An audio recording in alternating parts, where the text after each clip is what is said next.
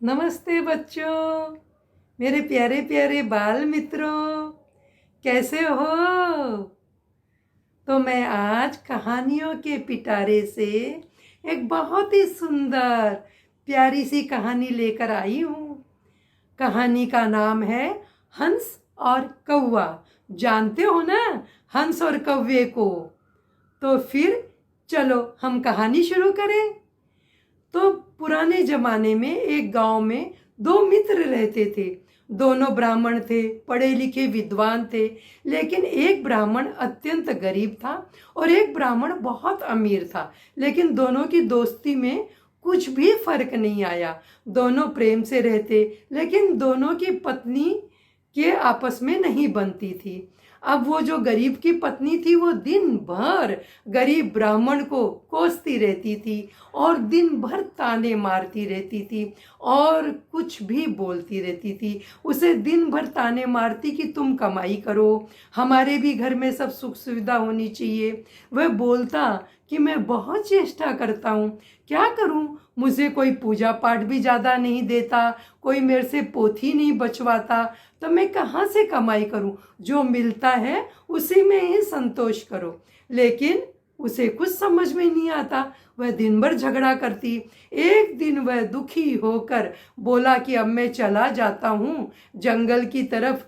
कोई न कोई जंगल में जो कुछ भी होगा, शेर चीता वगैरह जो भी जंगली जानवर मुझे मार डालेगा, खा लेगा। अच्छा है, मेरी तो मुक्ति हो जाएगी, मैं मुक्त हो जाऊंगा। इसे भी रोज रोज किटकिट नहीं करनी पड़ेगी और मुझे भी रोज रोज इस किचकिच से मुक्ति मिल जाएगी। वह चला जंगल की तरफ। अब जैसे ही जंगल में पहुंचा उसे एक गुफा दिखी। गुफा में एक शेर सोया हुआ था और एक हंस वहां ऊपर बैठकर पहरेदारी कर रहा था। वह हंस ऊपर बैठा था। अब उसने देखा कि दूर से ब्राह्मण देव आए हैं और उस दिन एकादशी का दिन था। तो उसने सोचा यदि ये शेर उठेगा और इसे मार डालेगा तो मुझे भी पाप लगेगा क्योंकि मैं पहरेदारी कर रहा हूँ। तो वह उठ बोलता है, जागो जागो जंगल के राजा, शेर जागो, आज आपके भाग जागे हैं, आज विप्रदेव आपके दरवाजे पधारे हैं। ब्राह्मण देव आए हैं, इनका सत्कार कीजिए और कुछ दीजिए ताकि आपको पुण्य की प्राप्ति हो। तो वह शेर सुनता है और अंगड़ाई लेते हुए बाहर आता है। वह जब हंस की बात सुनता है ना तो उसे बहुत अच्छा लगता है और वह बोलता है, अरे हाँ, आज एकादशी का दिन है, मैं इसे क्यों मारूं। और वह अंदर जाता है गुफा के अंदर। जो कईयों को मारे थे उनके गहने वगैरह वो अंदर पड़े रहते हैं, थोड़ा रुपया पैसा भी पड़ा रहता है। वह लेकर आता है, विप्रदेव के सामने रखता है और फिर उतने में ही हंस ऊपर से बोलता है, देखिए राजाओं के राजा, जंगल के राजा शेर ने आपको कितनी सारी दक्षिणा दी है। ब्राह्मण देव, आप तुरंत लीजिए और जल्दी अपने घर को प्रस्थान कीजिए क्योंकि अभी समय बहुत अच्छा है। आप चले जाइए, कब किसका मन बदल जाए मैं नहीं बोल सकता। तो जाइए विप्रदेव, अपने घर जाइए। और वह इस तरह से विप्रदेव की मतलब ब्राह्मण देव की स्तुति करता है और उधर जंगल के राजा शेर की भी स्तुति करता है। ब्राह्मण देव झटपट झटपट भगकर अपने घर चला जाता है। ब्राह्मण की पत्नी अत्यंत खुश होती है, इतना सारा गहना पैसे देखे ना पहली बार। तो वह खूब खुशी खुशी और 2-4 दिन में उनकी तो कायाकल्प हो जाती है, अच्छे ढंग से रहने लगती है। तो फिर वो जो अमीर की पत्नी थी ना उसे वो आकर पूछती है तो वह भोली डाली सब बता देती है। झगड़ा तो करती थी लेकिन अंदर से कुछ उसके मन में पाप नहीं था, चुपचाप बता देती है। अब वह अपने पति को बोलती है, तुम भी जंगल जाओ। तब वह बोलता है, अरे भगवान, अपने घर में क्या कमी है, अपन क्यों जाएंगे जंगल में। वह बोलता है, नहीं, तुम्हें तो जाना पड़ेगा, जैसे वो पैसे लाई है तुम्हें भी लेकर आना है। उसके पास पैसे आए ना, उसके पति ने लाया और जंगल के राजा शेर ने दिया, तुम्हें भी लाना पड़ेगा।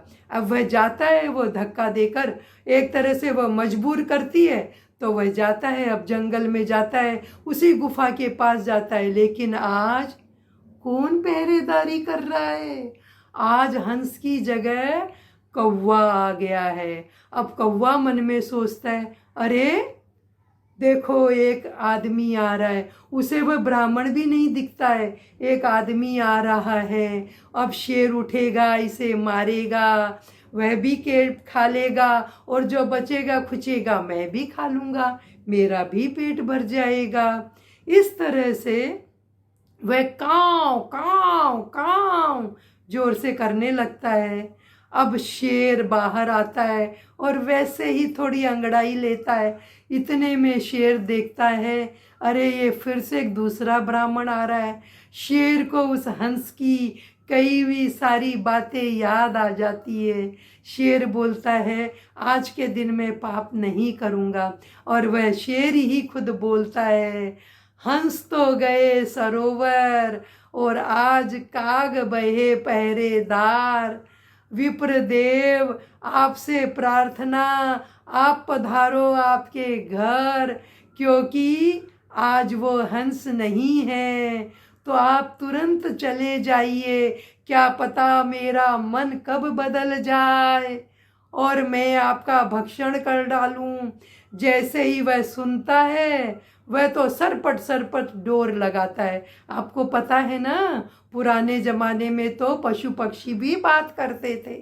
वह तुरंत भागता है और अपने घर आता है और अपनी पत्नी को सारे वृत्तांत बताता है। उसकी पत्नी बोलती है, चलिए बहुत अच्छा हुआ कि शेर का मन नहीं बदला और उसने आपको बचा लिया। तो बच्चों, इससे हमें क्या शिक्षा मिली? इस कहानी से हमें एक ही शिक्षा मिलती है कि हमें अच्छे लोगों का संग करना चाहिए, वो चाहे किसी भी जात के हों, किसी भी कौम के हों, कहीं के भी हों, लेकिन यदि वो अच्छे हैं, उनकी प्रवृत्ति अच्छी है, वह सबका भला चाहते हैं, तो हमें उनका ही संग करना चाहिए। हमारे जीवन में अच्छे लोगों के संग से खुशनुमा रंग बिखर जाएंगे। लेकिन यदि हमने गलत का संग कर लिया, दुष्ट लोगों का संग कर लिया, तो हमारी जिंदगी बैरंग हो जाएगी। हमारी जिंदगी में फिर कुछ अच्छे रंग नहीं बचेंगे। तो हमें किसका संग करना है?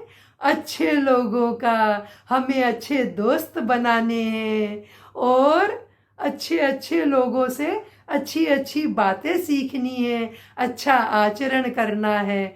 तो बोलो बच्चों, कैसी लगी कहानी? सब्सक्राइब करो, लाइक करो और कमेंट्स में अपने कमेंट्स लिखो बच्चों, ताकि मैं और अच्छी अच्छी कहानियाँ लेकर आऊँ। तो बोलो नमस्ते।